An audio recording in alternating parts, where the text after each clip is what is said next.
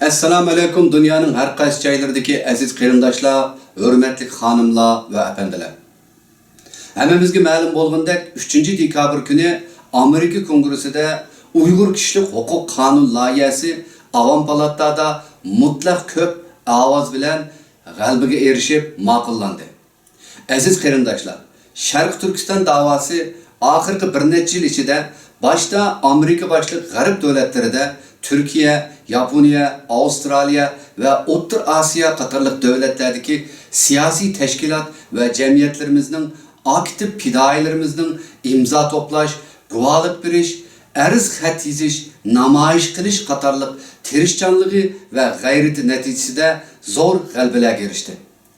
Bo'libmi Amerikadagi tashkilot va siyosiy faoliyatchilarimizning tirishchanligi va emgiki natijasida Amerika Meclisi'ne sunulgan kanun layihasi Amerika Avam Palata Meclisi'de mutlak üstünlük bilen zor g'alabaga erishdi.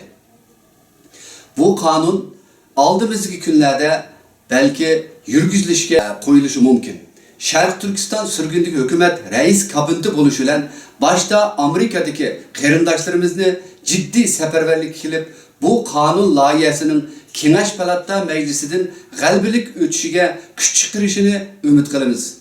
2020 yilning Sharq Turkiston xalqi uchun butun dunyoda bir Uyg'ur bahori bo'lish uchun jazo lagerlarining taqilib millatimizning hurlik va ozodlikka erishgan bir yili bo'lishi uchun barliq tashkilot va jamiyatlarimizni va Yevropa davlatlari Türkiye ve Avustralya, Yaponiya qatorliq davlatlardami Uyg'urlarning inson haq huquqlarini qo'g'daydigan qonun loyihasini ma'qullatish harakatini qo'zg'ashga chaqiramiz.